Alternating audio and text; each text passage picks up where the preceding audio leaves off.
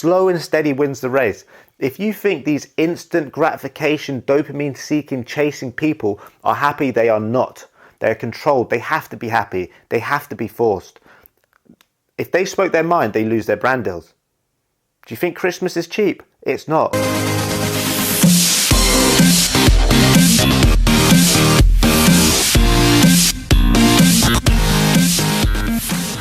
What's going on, guys? It's Waithe here, and in today's video we are joined on the sofa. It's been a while since I've just done a sit down video, and I thought I'd just answer some questions that I've asked ChatGPT to ask me. I knew that if I asked people to ask me some questions, I wouldn't get any questions back, seeing as I don't really upload anymore, and I didn't really want to wait for time. So I actually put an input into ChatGPT and I asked them to ask me some questions about what my life's been like since I stepped away from YouTube, and I thought it was really interesting what they've come back with. So I'm going to answer these questions for you and answer them, and maybe you can learn more about myself and my life since things have changed over the last 10 years. So yeah, let's get straight into it. Also, I've got a nice herbal tea here.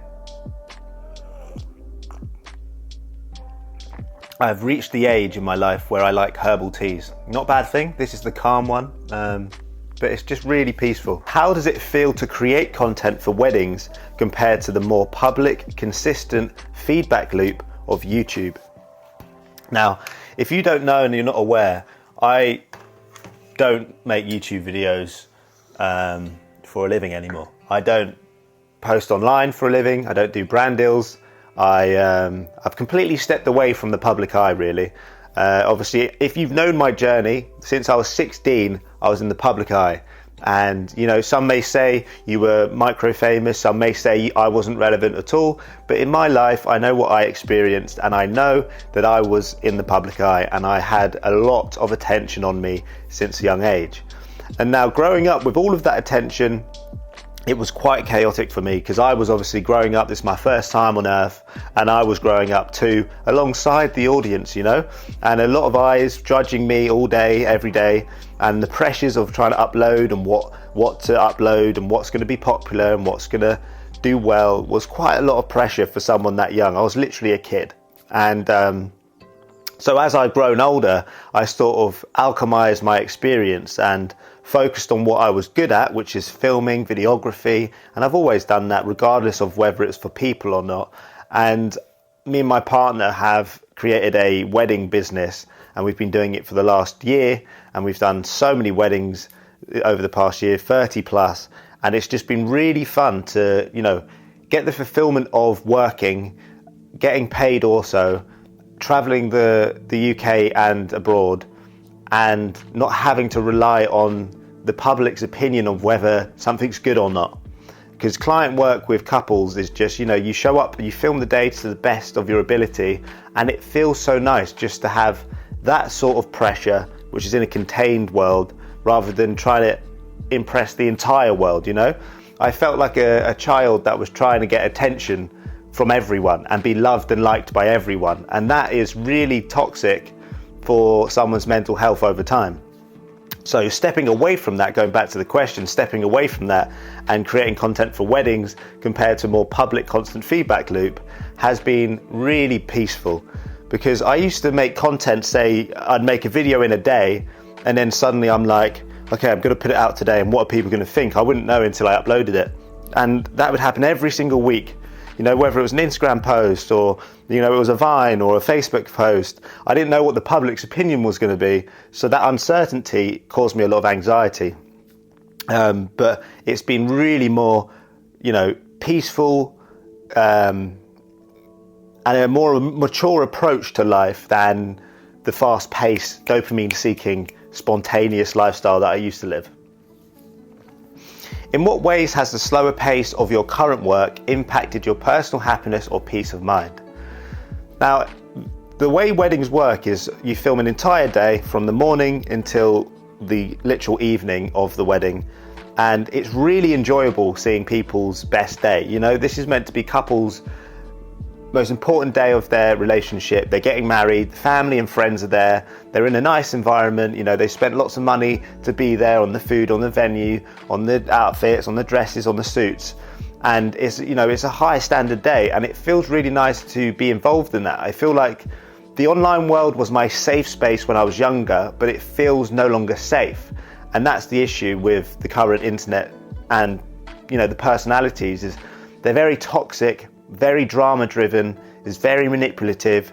You know, the industry is all about money. It's all business, money, money, money. And it's just soul sucking. For a creative, it's soul sucking.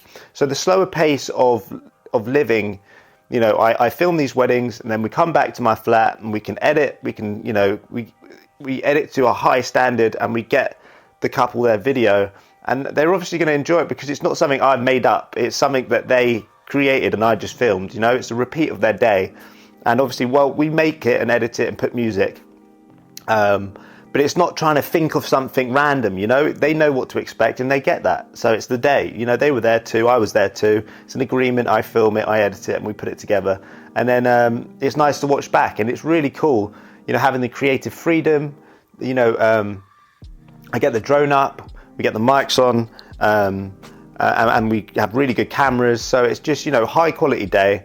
And then after, you have a lot of downtime, so you can edit, you can, you know, take your time with it. There's no corporate brand behind it, like get it today, get it now. It has to be quick and snappy in 60 seconds. You know, it's all very intense, that industry of social media. And as everyone's jumping on it, I've jumped off it because it's not that I couldn't handle it. It's I could handle it more. After 10 years, you become an expert, you know. But you have to compound your experience and take steps and evaluate what you need to do next. And that wasn't something I was willing to sacrifice any longer. So my personal happiness, I mean, I now don't drink alcohol, I don't smoke cigarettes, I don't do any drugs. I literally am as clean as it gets. And that's not even me lying, it's like I had to.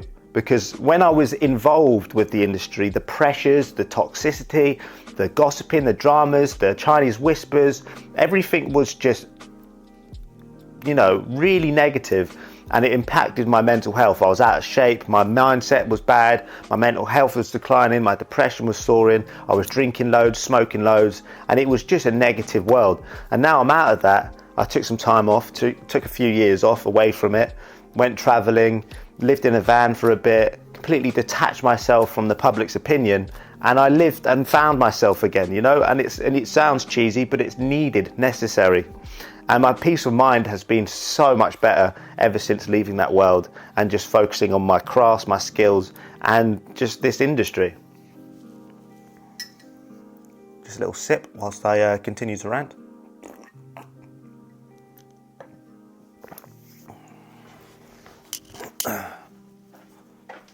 Just checking you're all still recording. Nice. Do you miss any aspects of the YouTube community or fan interactions, or is it a relief to have moved on? Now, when I was growing up, I loved it, you know, when you're 17, 16, 18, you love attention. You're just getting out into the world. I loved people coming up to me and say, I'll watch your videos. I loved people, you know, supporting me and, you know, helping me get to opportunities I wouldn't necessarily have got. But I gave a lot of thanks to people.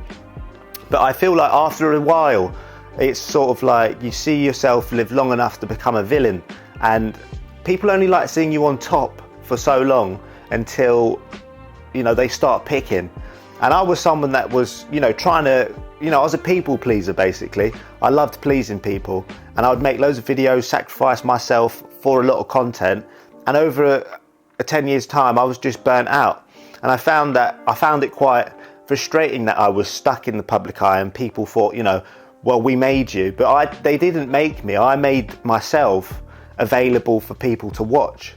Like, I was helping people without helping myself, and that over time stressed me out because I felt like I was cornered in a box. You know, I had loads of other talents, I had loads of other things I wanted to do and show the world, but the algorithms would just squash and suppress you. So I felt like I was stuck, you know, and that sort of pressure, and it felt like a magnifying glass was on me, people waiting for me to slip up. You know, and then, you know, maybe is he going to lose all this after 10 years? Is he going to fall off? And I was like, you know what, that's actually really unfair. Like, I've put a lot into this, made a lot of people laugh, a lot of people happy, and people want to see me fail. So I could feel the snakes in the grass, I could see the energies around me. So I had to step back, you know, and let them all expose themselves and let me just focus on what I'm good at. And when I focused on what I was good at, I found happiness, because instead of going manic, you know, and trying to make YouTube videos about it all, I just stepped back, disappeared for 3 years, and doubled down on my health and my wealth and my mind. And now I'm just on a clear path, and I don't need the external validation as much as I miss, you know, helping people, you know, be happy and laugh. I've had people say, you know, I've saved them from different depressions and suicides, but that's not my job, you know. I only made YouTube videos because I wanted to find an escape, you know, and then I found that I was other people's escape, and then I was pinned against the wall, you know.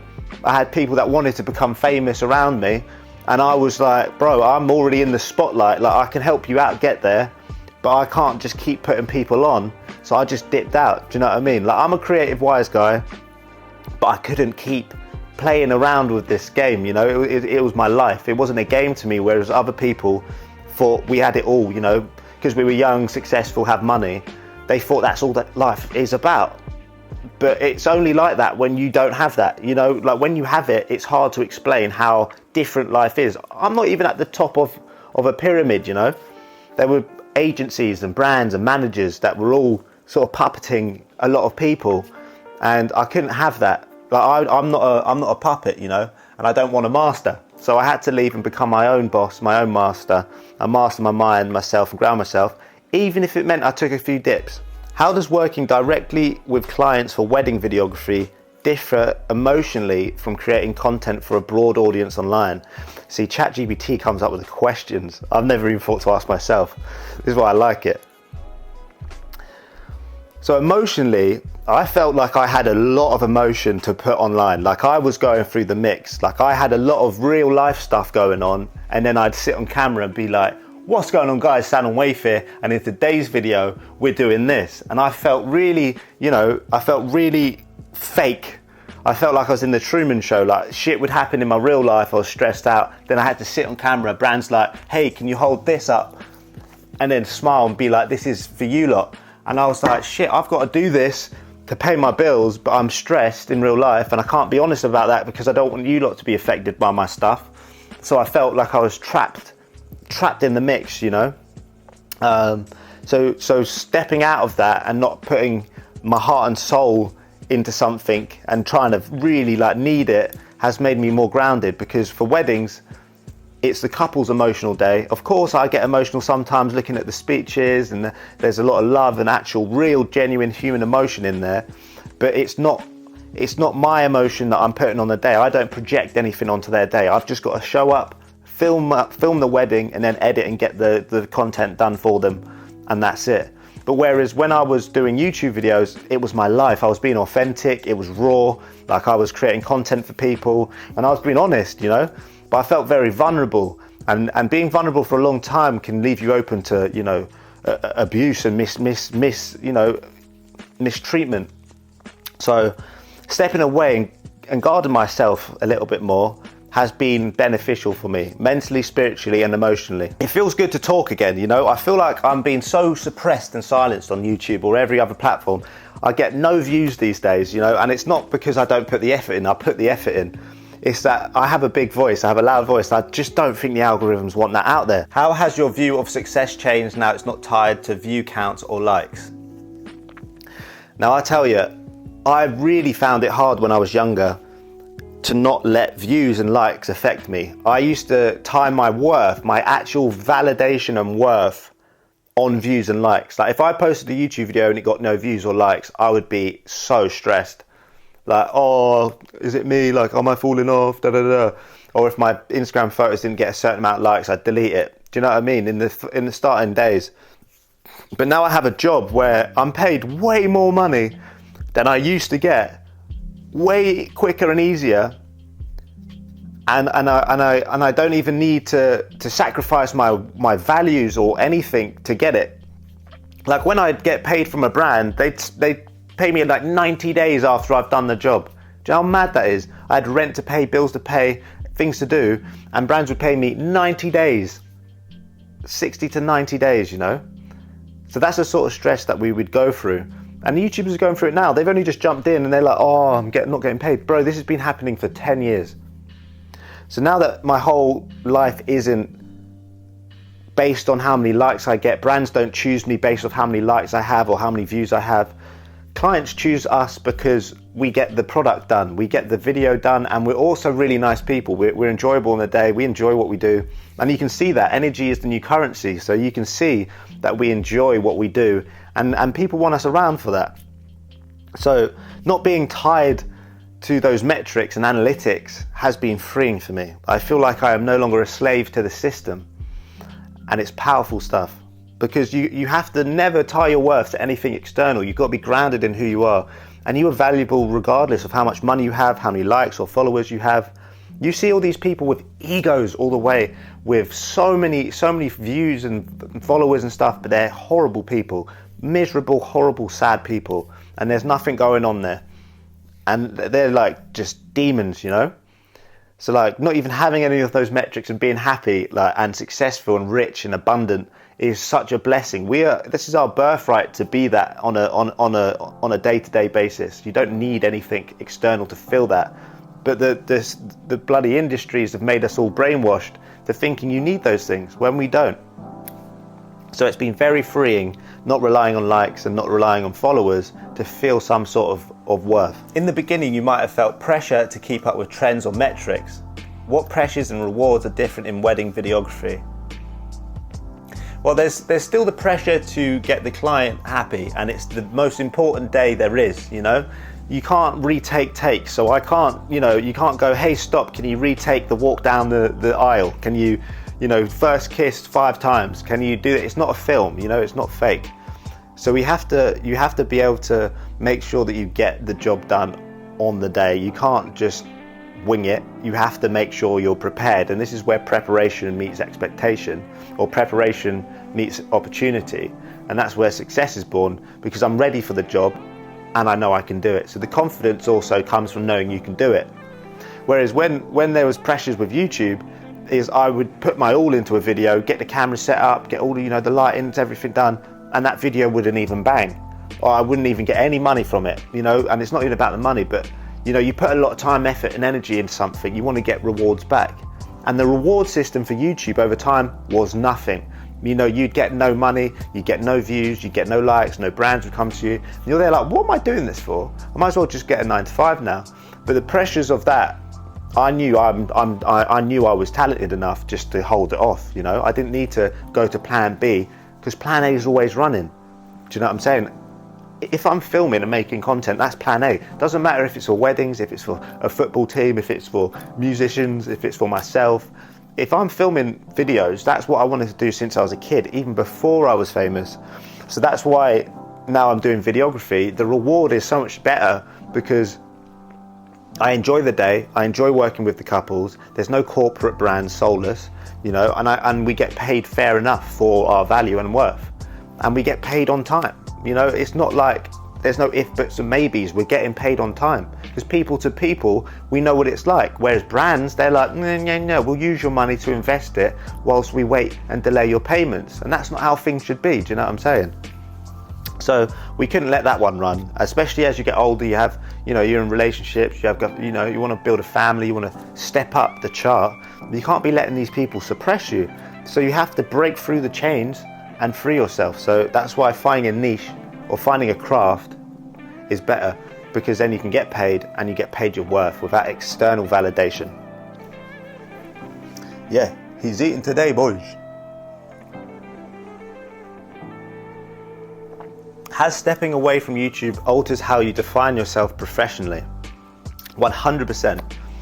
I mean, I feel like because people could watch me struggle online, and they knew that there were pressures, and people around me could sense that it wasn't working out like the heydays, I felt like my worth in others, people were kind of stepping over boundaries, and they could see that I was sort of reaching for help more than I did at the start, and people saw an opportunity to sort of swipe in. Whereas, there was a lot of people that started this industry, and then everyone wanted to jump on. The audience grew up and they were like, hey, I want a piece of the pie, which is fair enough. If the audience wants a piece of the pie, democratization is always a good thing. Everyone should have a chance at what you're doing. But I could feel that people wanted me to step aside so they could come up. So professionally, I felt a bit, like, oh shit, okay, so people, this is business, business is a game. They don't want, it's not personal, it's business. So regardless of whether how I felt or not, people wanted money and wanted fame and validation. So I was like, I need to step away from this. Sometimes a master has to teach the student, but it's knowing you're a master at something is when the time you can be the teacher, you know?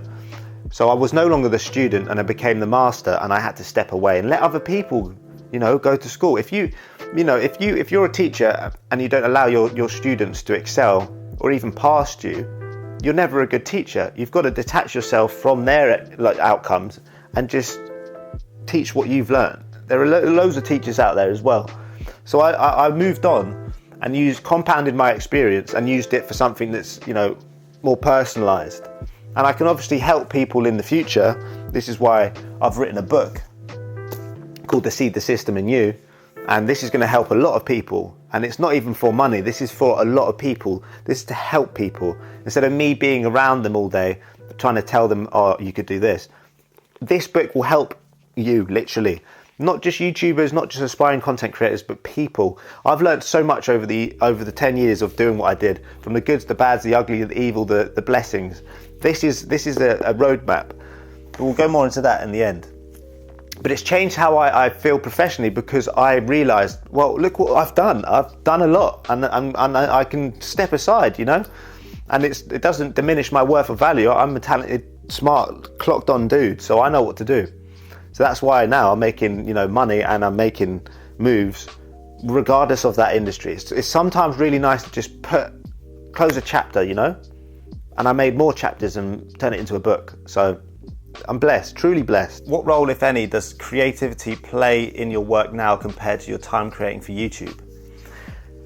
Now, creativity actually makes a big play in my work now, but it's sort of like a template. Weddings aren't completely different each time. Obviously, there's a different venue, different couple, different things happen. But as long as I film with a steady hand, I get the mics up, you know, the tripod's there, you know, we've got the stabilization, we got the drone, and I get the same sort of shots. It's sort of a template, so I can stay with that. And then with the editing, you don't really go, you know, too crazy, because it's a nice flowing day. You want it to be enjoyable, you know, for all ages as well, not for fast, quick, dopamine chasing kids, you know. So creativity in my YouTube, though, every day we were coming up with, what can we do? This new idea. What can we spend to get a new idea? Who can I invite round to collab with? Who's funny? Da da da. We were thinking all day. The brain's ticking all day. So when your brain's ticking all day, you can burn out. And that's why a lot of people burn out in that industry, because it's very stressful. And creativity plays that in the editing style, you know. You have to come up with YouTube, copyright-free music, you know, the lighting, the set design. You know, now YouTubers just spend money on sets, on shows, on teams. They have teams of 5 or 10, 20. You know, they're hiring people, payrolls. They just turn into a media company, which is just not what YouTube started as. We were just people talking like this. But they had to scale, you have to take more people on. And I didn't want to have like a team of 20. I would have just worked for a film or media company before. I wanted to work for myself and just do this personal and be able to make people laugh or learn something. I didn't want to do the stresses of, you know, becoming a CEO, a company. It's long. You don't want that. You know, in the industry that I'm in, weddings now, yeah, I might hire a few people. We have a couple people around the world that work for us.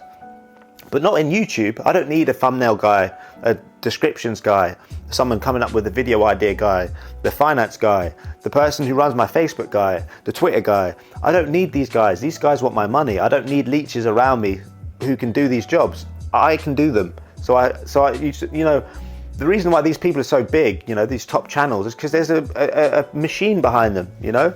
One Direction wasn't just a couple of people there. It was a whole entity behind them. And when the entity leaves, these guys feel lost. So I never wanted to rely on anyone else. I had to rely on myself. And that's something that these brands and people didn't really like, is that there was no other team. It was just me and my brain, you know? So I had to compound that and put it somewhere else, because they wanted the formula. You can't buy the formula. The formula isn't buyable. But you can buy it now if you want some of the formula. It's in the book. But you can't buy me, you know. Some brands try to buy me out. I'm not working for these brands. So I work for myself, you know. So creativity is also part of it, but being smart and clued on is the number one. Are there any aspects of YouTube life that you're relieved to have left behind? I think I was so happy to leave just the messiness, you know. A lot of YouTubers end up like alcoholics and a lot of bad things, you know, happen. I got sucked into it, you know. I thought I was proud of it until you realise it's a bit sad to live like that. Very sad, if anything, you know. You wake up, you think you have all the money in the world because brands pay you a lot of money, but then you have free time all day and you're just sort of, you can't say what you want, you can't do what you want, and you're just controlled by brands all day. So I'm just happy I'm not a puppet no more. That's all it is. Like the creating content part, whatever, but the puppet part, no. These brands have everyone by the throat. Everyone, all your favorite YouTubers, they have someone. It is not free. Freedom is a myth for half of these creators and influencers. Freedom is a myth. They might be like, oh, I'm free, I'm rich, look at me, I'm traveling. You have to, man. You can't not. They'll be doing it for years. These contracts are long. Contracts are long. But I'm too many NDAs deep to go deeper into that. But I'm glad I left it all behind, you know. They've got people here just because it's your favourite brand. People are getting held hostage by ketchup. Do you know how mad that is? It's too deep. Anyways, finally, without the constant external validation of views and comments, where do you now find a sense of fulfillment in your work and life? I honestly find and define being rich is being healthy, being around family, and being grounded. I'm grounded in my environment. I love nature. I have found peace with nature. I have found peace with God. I have found peace with myself. And it's on facts and on God. You have to ground yourself in this life. If you let anything external control you, you're done for. You can feel it. You start feeling less fulfilled. You don't make as many moves. Your purpose isn't there. You feel empty. Half these YouTubers are crying at night. Do you know what I'm saying? They're crying at night because they feel empty. They might have money. You might be in a 9-to-5 and they're wishing they could go back to that. Some of these guys don't have any peace whatsoever. They go outside screaming. It's tenfold as much as I was when I was younger. Tenfold. I was recognised a couple times, right? It was a lot. But these people are getting mobbed. You can't have a dating life, a private life, a friend life, a drinking life, a night life without people knowing. TikTok as well has ruined the game. Ruined the game. Everyone, the people in your comments now have TikTok and they'll make a video about you in a second. Long. Do you know how long that is? You can't make peace and you can't make anything in private. You can't even have peace in private. That's not peace. That's public peace. That's public eyes, you know. So the whole industry's washed now. I mean, you can say, okay, cool. You like the entertainment of these people, and I might sound bitter or because I fell off. Guys, I am wise about this. Take my word for it and get out before you can. Focus on your normal 9-to-5 jobs and take that skill and run it. Slow and steady wins the race. If you think these instant gratification, dopamine seeking, chasing people are happy, they are not. They're controlled. They have to be happy. They have to be forced. If they spoke their mind, they lose their brand deals. Do you think Christmas is cheap? It's not. It's not. Do you think the girls they're dating like cheap? They don't. They don't. And the bills they have are high. So just focus on the things you have, your friends, your family, your love, your life, and the nature around you. It's free. Go walk through forest, you know, go fucking run through grass with your shoes off. Swim in the ocean. Go traveling. Don't be sat at your computers and filming. I know it's coming from the YouTube guy, but I used to do this and I've come out healthy and happy, but I'm an exception because I chose to. It's a hard path. But this is why I wrote this book. There is so many words in this. Over 35,000 words, you know. It's a big, thick book with a lot of things to say. And I'm going to say less because you can read it. And it's not done by anyone else. I wrote this for 3 years just as we were in a van. I lost everything online because I left the industry. I was like, you lot, this isn't happening. So I had to carve my own route. So I wrote a book and I just clocked on. So it's in here to help people. I want to see people read this and change their own lives. I mean, I'm coming up to 3 years sober as well. This is from a clean, sober mind. This isn't no manic behavior. This is calm and collected, calculated, but authentic. So this, you can sign up for the wait list in the description below, the Seed the System in You. And I'm excited for everyone to get this. So that's it for today's video. I hope you enjoyed it. I'm going to be even more honest over the next 30 days. You know, I'm going to be talking about this stuff. I'm going to say less, but say more. When I tell you this will change people's lives, it's going to change mine also, because I'm happy to not have to speak about these things, but people can read them. Do you know what I'm saying? It took a lot off my chest writing this. And I don't have to just spew it on podcasts all day. The industry is washed. Say it. It's coming from me. Get out whilst you can.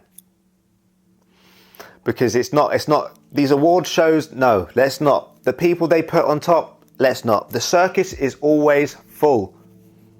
There are always people watching the circus and the clowns. The clowns make the most money. Let's just leave it at that. The clowns make the most money. And I didn't attend the circus for years. But okay, anyways, I've said enough. I hope you've all enjoyed today's video. It's been nice chatting with you all, honestly. If this video even gets any views, I'll be shocked if this gets any views. But I'm going to drink my calm tea, play some Call of Duty maybe, and get back to work. So, see you all in my next video. Peace out.